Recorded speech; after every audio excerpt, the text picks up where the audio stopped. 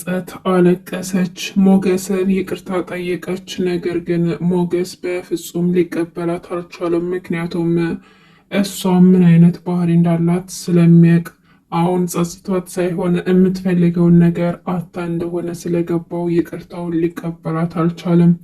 ኤፍራታ በመጨረሻም በዝና እጅ ገባች። ዝና አንጠልጥሎ ወሰዳት። ማህሌት የምትገባበት አጣች።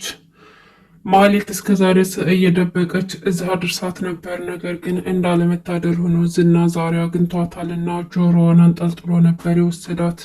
ማህሌት ይህን ስታይ በጣም ተደናግጣ ነበር። መሬት ተሰንጥቃ ብትወስዳት በጣም ደስ ይላት ነበር። ነገር ግን እንዳልሆነ ሆኖ ኤፍራታ በዝና እጅ ገብታለች ማለት ነው። ሰላም ሰላም! ውድና የተከበራችሁ የቻናል ቤተሰቦች እንዴት ናችሁ? ደህና ናችሁ ወይ? ከእኔ ጋር ሁሉም ሰላም ነው።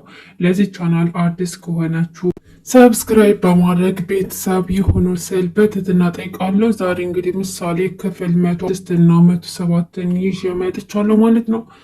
በዛሬው ክፍል እንግዲህ ብሩኬ አገግሞ ዛሬ ለቅድስት ምስጋና ሊያቀርብላት ችሏል ማለት ነው። እንዴትስ እስከ ዛሬ ልጠብቅ ይቻልሽ? ልጅንስ እንዴት ልትንከባከቢልኝ ቻልሽ? ያንቺ ውለታ ለእኔ በጣም ከባድ ነው። መቼም ቢሆን ከፍዬ የምጨርሰው አይመስለኝም እና ምክንያትሽንም ባላቅ ግን ስላደረግሽልኝ ነገር ሁሉ ከልብ አመሰግናለሁኝ።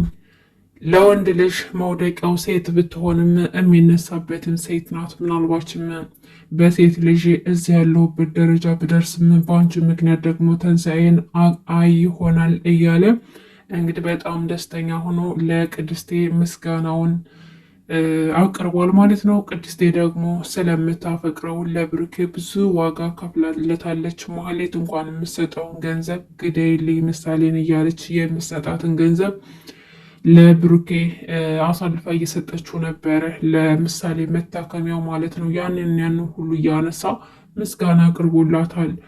ሞገስ ደግሞ እዛው ከተኛበት አገግሞ ወደ ቤቱ ተመልሶ መጥቷል። እንግዲህ ሉላ ደግሞ ያ ጠበቃ ተብዬው እኔ የምፈልገውን ነገር ካላደረግሽልኝ ገንዘባችሁን በፍጹም ልታገኙት አትችሉም፣ ሌላ ጠበቃ ብትቀይሩ እንኳን እከሰዋለሁ፣ ሞገስን ወንጀሉን እንዳድስ እከሰዋለሁኝ እያለ አስፈራርቷት ነበርና ያላት አማራጭ ከሱ ጋር መተኛት እንዳለባት አስገድዷት ነበር።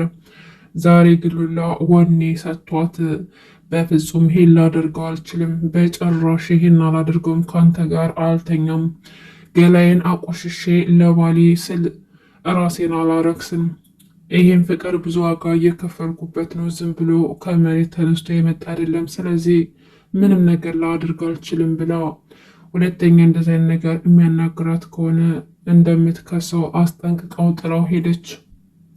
ስም ደግሞ እንግዲህ ያልጠበቀው ስልክ በጧቱ ተደወለበት።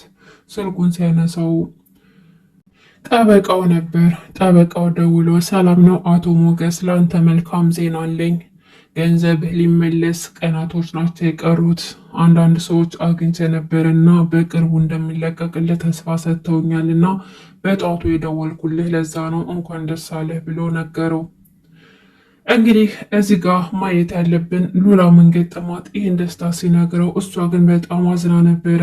አንገቷን ደፍታ ነበረ፣ ጀርባዋን ሰጥታው ተኝታ ነበረ እና በመሀል ምንድነው የተፈጠረው? ምናልባችም ይሄ ጠበቃ ሉላ ሞገስ አዝኖ ስታየው እና ትልቅ ተስፋ አድሮበት ስታየው እኛ እንደፈራ ነው ራሷን አሳልፋ እየሰጠችው ይመስላል።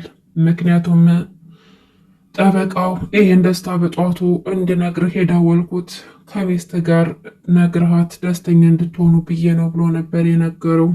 እና ሞገስም ጠበቃው እንዳለው ሉላን ከእንቅልፏ ቀስቅሶ ቢነግራትም ሉላ ግን እንዳልሰማ ሰው ሆና ጸጥ ብላ ጀርባዋን ሰጥታው ነበረ። እና እንግዲህ እንደ ግምት ነው ከሆነ ሉላ በድብቅ ራሷን አሳልፋ ለጠበቃው የሰጠችው ይመስላል። ይሄ ከሆነ ደግሞ በጣም ያስጠላል። ምክንያቱም ሞገስ ይሄን ነገር ከደረሰበት በፍጹም ነው ሊቀበላት የማይችለው። ምንም እንኳን ጥፋቶች፣ ስህተቶች ምክንያታዊ ቢሆኑም ስህተትን ደግሞ በቀላሉ አምና አይቀበሉትም። ለእነሱ መስዋዕትነት እየተከፈለ ነገር ቢሆንም ግን ወንዶች ይህን ነገር ሊቀበሉት አይችሉም። ሚስት ማለት ክብር ናት። ስለዚህ ክብሩን አሳልፋ ከሰጠች በኋላ እሱ የሚቀበላት አይመስለኝም እና በሞገስና በሉላ መካከል ጥሩ ነገር የሚፈጠር አይመስለኝም። እንግዲህ ይሄ እንዳይሆን የሁላችንም ምኞት ነው።